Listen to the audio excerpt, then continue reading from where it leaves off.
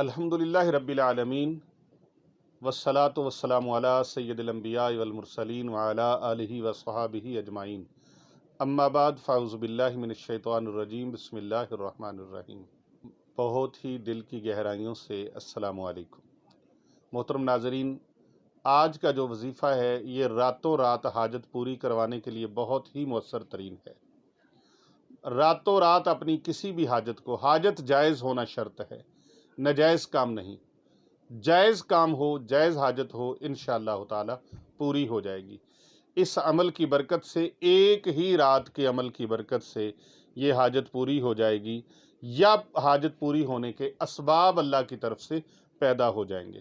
کرنا کیا ہے؟ رات کو عشاء کی نماز پڑھ لینے کے بعد باوضو ہو کر کھلے آسمان تلے، آپ گھر کی چھت پہ بھی جا سکتے ہیں، اور گھر کے اندر سین ہے تو آپ سین میں بھی کھڑے ہو کے، جہاں پر بالکل اوپن اوپر سے جگہ ہو، آسمان اور آپ کے تک کوئی چیز راستے میں حائل نہ ہو، بالکل رکاوٹ کسی قسم کی نہ ہو، کوئی چھت نہ ہو، کوئی اوپر کپڑا نہ لگا ہو، کوئی تمبو نہ لگا ہو، کوئی کسی قسم کا خیمہ نہ ہو، بالکل آسمان کے تلے ہوں آپ، تو آپ نے باوضو حالت میں نماز عشاء کے بعد کھلے آسمان تلے کھڑے ہو کر گھر کے سین میں یا گھر کی چھت کے اوپر یا باہر آسمان تلے آپ کھڑے ہو جائیں، 100 مرتبہ یا وہابو پڑھنا ہے۔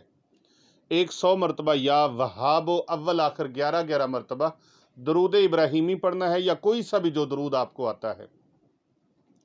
نبی رحمت صلی اللہ علیہ وآلہ وسلم میں درود و سلام کا نذرانہ پیش کرنا ہے، اول و آخر 11 بار، اور 100 مرتبہ یا وہابو۔ یہ اللہ تعالیٰ کا صفاتی نام ہے، یا وہابو، یا وہابو، یا وہابو، 100 مرتبہ، یعنی ایک تسبیح آپ کر لیں۔ ایک تسبیح کر لینے کے بعد دعا مانگ کے سو جائیں، انشاءاللہ تعالی اسی ایک رات کے عمل کی برکت سے اللہ تبارک و تعالی آپ کے لیے اسباب پیدا فرما دیں گے، یا آپ کی حاجت پوری ہو جائے گی۔